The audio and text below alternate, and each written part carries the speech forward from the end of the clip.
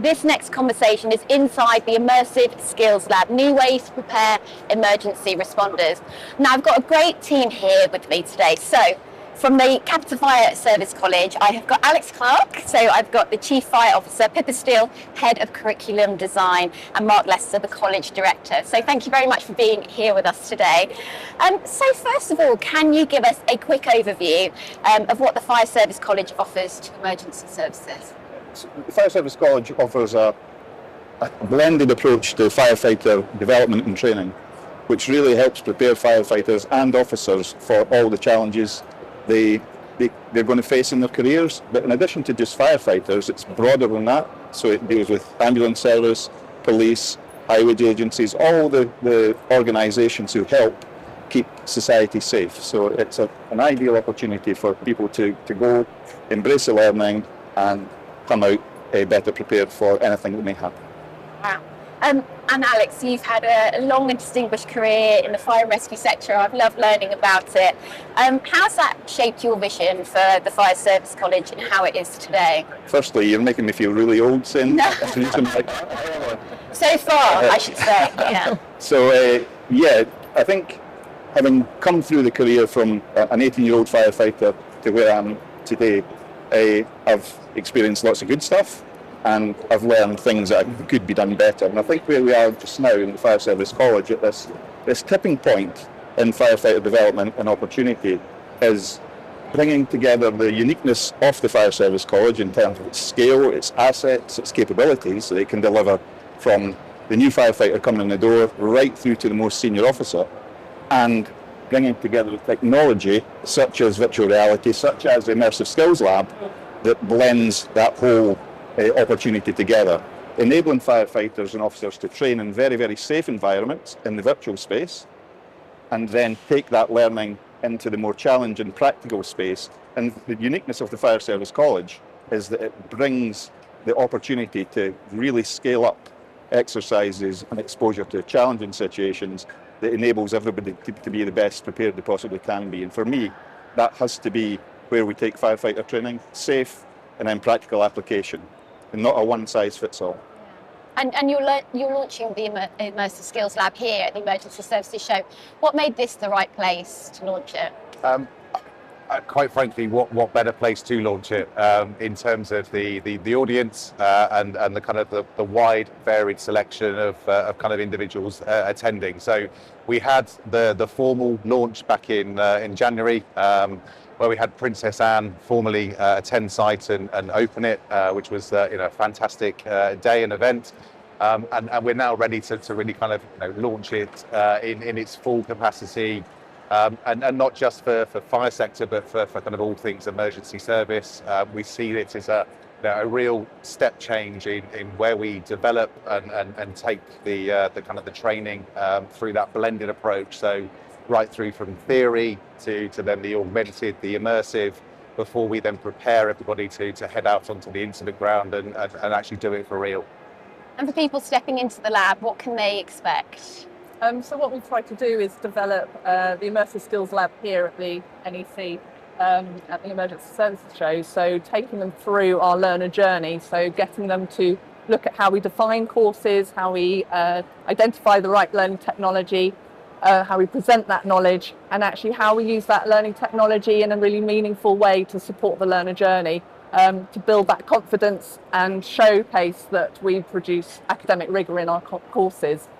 So we brought partners with us to showcase sort of their learning technology, but actually how it's really embedded in the courses that we deliver at the college. So really exciting. And how does that transform the way that responders are trained compared to kind of traditional approaches? Well, we've taken it away from sort of that didactic PowerPoint out onto the incident ground, and using learning technology allows learners to have more experiential learning. So they can try things, they can fail, they can get immediate feedback from the instructors, which in a sort of high risk environment, such as on our incident ground with live fires, that's not so easy to do. So it's allowing those learners to really enhance their learning and be able to sort of adapt to different complex environments and problem solve a lot better than the traditional approach would have allowed that to happen. You mentioned some key collaborations, so you're collaborating with technology partners like Flame and Systems, the River and others. How important are partnerships like these when it comes to delivering like real innovation?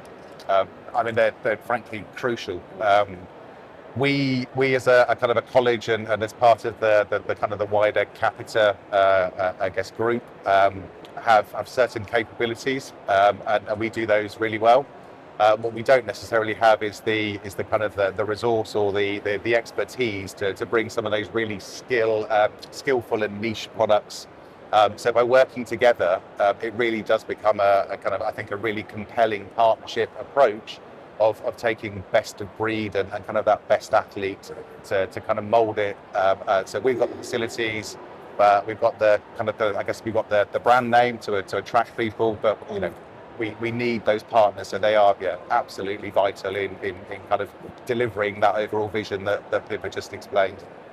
Yeah, do you agree, Alex? Yeah, absolutely. Strong nod over here, I could feel. I think from an emergency services point of view and an emergency responder point of view, there's equal benefit for them to partner with the college as well, because what the college can bring to the party is the ability and capability to understand what the demands of the asks of the services are, and then quickly transition to creating a product that meets their needs, particularly with using the technology that we have. That's a real skill. And if you think about the partnerships that Mark spoke about with the likes of Flame and River, is that if you can connect the service with the capabilities and develop the product, it's an ideal tripartite almost, you know what I mean? So real opportunities there to get things moving quickly to meet real needs. Yeah, it's a perfect ecosystem, Yeah. isn't it? Yeah.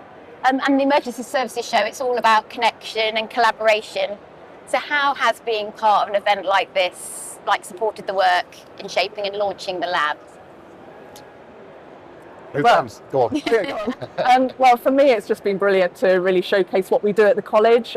So the fact that curriculum sort of development framework that we're launching and the innovation that we're bringing and changing the way that we're trained, to be able to showcase that to the emergency service is fantastic, to give them confidence in the college and bring them to our courses. But it's not just that. We've had lots of people coming to say, we've got these ideas, I want to work on you on this course, this would be a really good idea.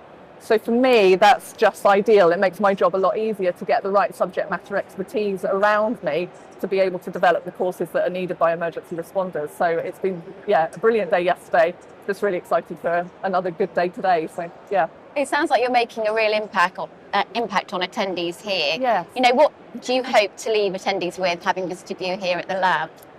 To show the future of training and actually how sort of learning technology does have a place in that training, to build that trust that learning technology isn't just gamification, but it has a place within the learner journey, but also to show the capability of Capita and the Fire Service College and what we can offer, how we can support emergency responders in more than the traditional way of just courses.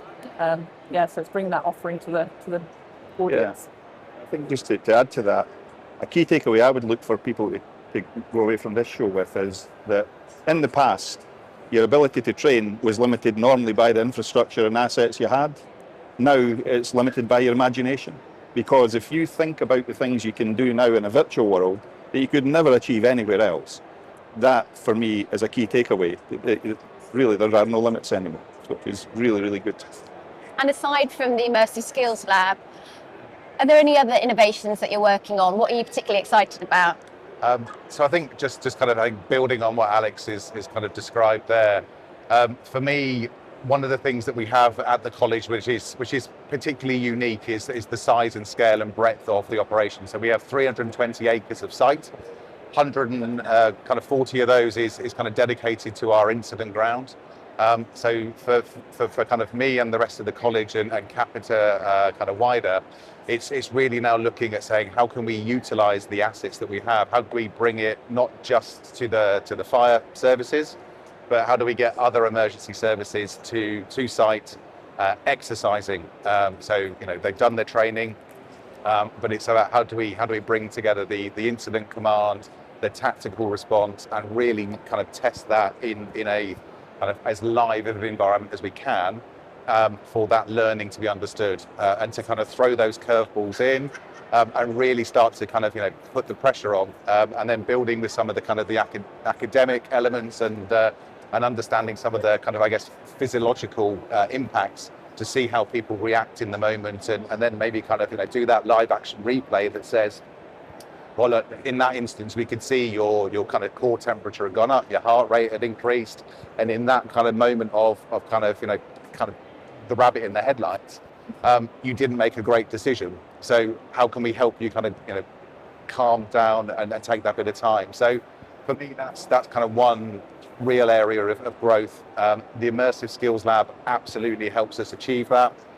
We've got the kind of the incident command suite coupled with the immersive skills to do, as Alex kind of describes, the things that we can't do in kind of reality, but we can do in virtual reality, where your imagination can run riot, but also then out of the incident ground where we can beam live pictures back, and you can see as an incident commander your decisions having a kind of real impact and playing out in the moment. So that's certainly one. I think the other one is then for me around the kind of distributed delivery model, where again we can take the technology and it doesn't have to be delivered on our site. We can take that anywhere in the world. So that for me again is another kind of key exciting development that the technology is going to open up.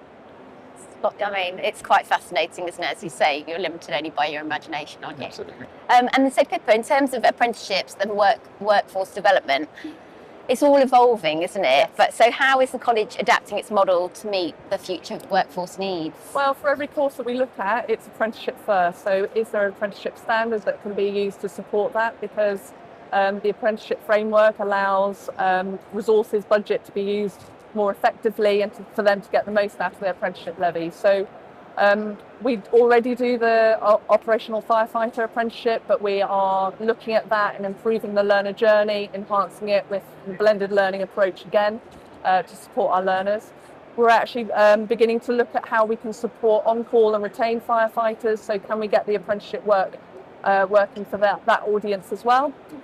Fire safety is a huge area at the moment with the changes in British regulations. So again, we're looking at apprenticeship in fire safety, and leadership model as well. So really building that apprenticeship portfolio to be able to support emergency services a lot better. So yeah, watch this space. Lots of work ahead. So you mentioned working in the kind of virtual space. How do you get that balance with kind of virtual and live classroom environments to build a kind of a complete training approach? How do you get that balance? So it's all about defining the learning outcomes and actually scoping the learner journey. So the tendency with learning technology is a bit like walking into a sweet shop and seeing something shiny and exciting and wanting to use it. But for me, it's really choosing the right environment, the right technology, the right approach for the right moment. So we scope out the learning outcomes. For each of those, think about how we develop the learner in a step-by-step process, and then that's when you think about the learning technology at that stage to go, where would it fit in, how would it enhance the learner? So I'm very much not for putting learning technology in just for the sake of it, but it's got to be meaningful. It's got to provide some sort of performance for the learner to take away with them. So yeah, so we have a teaching and learning quality framework which has pillars that scaffold our approach to defining the curriculum and the way that we do things. Thank you, Pippa. So a key message that keeps coming up in this conversation is collaboration. But Alex, how can services work with you to co-develop multi-agency exercises or bespoke training? Yeah, as I said, it's connect with us, have the conversations, understand what the needs are, and then connect the right expertise with the products that enable that whole end-to-end approach, as Pippa describes, to deliver the successful outcome that everybody wants, and everybody wins in that journey. But I think importantly, when we talk about the technology, we talk about the practical training, they have to be supportive of each other. One doesn't replace the other, because if we went down the line of tech only, then the firefighter development, officer development misses out on so many things, so many variables that keep it real. So it has to be that blended approach and working together to achieve that. And you've got an open day coming up in December 2025. Tell me a little bit more about that. So that's really, so at the show here, they just get a snippet of what we do. They don't see the incident ground. So it's really allowing people to spend more time with the learning technology partners, more time with us, really understanding the courses and how we develop our courses, and also having a tour of the site. So it's just an opportunity to say, you've seen it here, come over to the college and see it for real. And finally, if someone here at the show is considering partnering with the Fire Service College, what's the one reason they should take that step now?